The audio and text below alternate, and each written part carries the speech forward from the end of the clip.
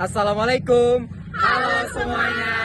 Kami dari kelompok 1 akan menjelaskan lingkungan lahan basah dan juga perizinan dan blok lingkungan. Sampai jumpa. Stay tune. Di sini saya akan menjelaskan apa itu lahan basah sendiri adalah salah satu jenis perairan yang dimana dibagi secara alami maupun secara buatan, dan selain itu bisa dalam berbentuk sementara ataupun secara permanen. Nah, selanjutnya akan dijelaskan oleh teman-teman saya tentang apa saja sih pengertian secara lahan basah secara alami maupun lahan basah secara buatan. Baik, di sini saya akan menjelaskan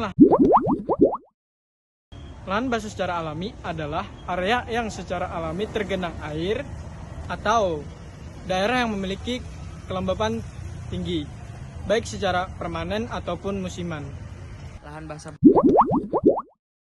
adalah ekosistem yang sengaja diciptakan manusia untuk menyerupai lahan basah alami seperti sawah, tambak, waduk, kolam, saluran irigasi, dan kolam stabilasi limbah.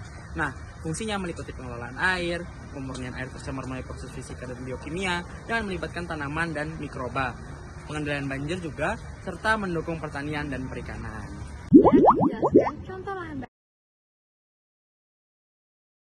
basah alami berupa danau dan sungai. Apa sih danau itu? Danau adalah cekungan besar yang berisi air tawar serta dikelilingi oleh daratan. Contohnya Danau Panggang di daerah Kabupaten Hulu Sungai Utara, Kalimantan Selatan. Lalu apa sih sungai itu? Sungai adalah aliran air dari hulu ke hilir serta vegetasi khas lahan basah. Contohnya Sungai Martapura di Kalimantan Selatan. Selanjutnya, saya akan menjelaskan mengenai lahan basah alami dari rawa, gambut, dan hutan mangrove. Sebelumnya kita perlu tahu tuh apa itu rawa. Rawa merupakan genangan air yang bisa terjadi karena musiman ataupun permanen. Contohnya itu ada rawa Banjarbakula di sekitar Sungai Martapura. Lalu apa sih itu gambut? Gambut itu merupakan hasil tanah yang tergenang air. Contohnya itu ada rawa gambut di Kecamatan Gambut sendiri. Yang terakhir ada hutan mangrove. Apa itu hutan mangrove? Itu merupakan kumpulan pohon yang hidup di sepanjang garis pantai, tropis maupun subtropis yang dipengaruhi oleh pasang surut air laut. Contohnya hutan mangrove Sungai Musang, Kabupaten Banjar. Terima kasih. Contoh lahan basah buatan adalah waduk dan juga tambak. Apa sih waduk itu? Waduk merupakan danau buatan yang terbentuk karena adanya bendungan yang terdiri dari aliran air atau air hujan sehingga membentuk genangan yang cukup besar.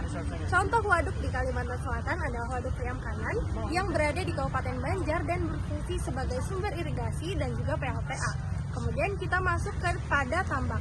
Apa sih tambak itu? Tambak merupakan lahan buatan yang berfungsi sebagai budidaya perikanan seperti udang dan juga ikan.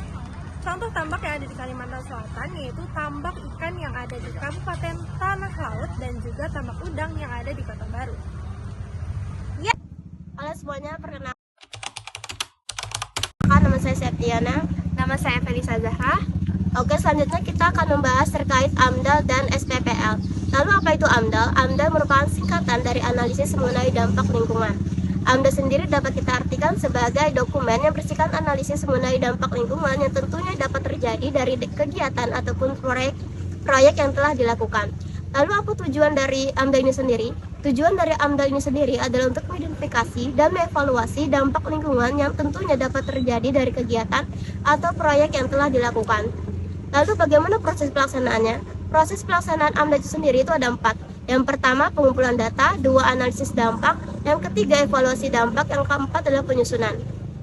Sehingga dapat kita simpulkan kawan-kawan sekalian, AMDAL ini memiliki peranan yang sangat penting, tentunya untuk menjaga dan mengelola lingkungan, sehingga AMDAL ini perlu mempertimbangkan aspek ekologis, sosial, dan hukum, guna mendukung pembangunan yang berkelanjutan. Baik, selanjutnya adalah apa itu SPPL? SPPL adalah surat pernyataan kesanggupan pengelolaan dan pemantauan lingkungan hidup, yaitu adalah dokumen wajib untuk setiap pelaku usaha atau kegiatan yang tidak wajib AMDAL maupun UKL dan UKL, biasanya untuk usaha kecil atau menengah. SPPL itu berisi komitmen untuk setiap pelaku usaha menjaga kelestarian lingkungan hidup dengan cara menjaga kebersihan, mencegah pencemaran, dan bagaimana cara mengelola limbah yang mereka hasilkan. Dengan adanya SPPL, pemerintah dapat memastikan memastikan bahwa setiap usaha sekecil apapun itu tetap menjaga kelestarian lingkungan hidup dan kesehatan masyarakat sekitar. Hai. Di sini saya akan menjelaskan pengertian UKL dan UPL. UKL adalah upaya pengelolaan lingkungan. UKL adalah dokumen lingkungan hidup yang berisi rencana tindakan pengelolaan dampak lingkungan dari suatu usaha atau kegiatan yang tidak wajib menyusun AMDAL. UKL berfungsi sebagai pedoman bagi pelaku usaha untuk mencegah, mengurangi, dan mengendalikan dampak negatif serta meningkatkan dampak positif kegiatan. Contoh upayanya adalah pengelolaan limbah cair, pengendalian emisi, penghijauan, dan penyediaan drainase. Sedangkan UPL, upaya pemantauan lingkungan, UPL adalah dokumen lingkungan hidup yang berisi rencana pemantauan komponen lingkungan yang terdampak akibat suatu usaha atau kegiatan. Fungsinya adalah untuk mengetahui sejauh mana pengelolaan lingkungan berhasil dan memastikan tidak ada kerusakan lingkungan akibat aktivitas usaha atau kegiatan. Contoh pemantauan adalah memeriksa kualitas air limbah, memantau tingkat kebisingan, memonitor kualitas udara, dan mengecek kesehatan masyarakat sekitar.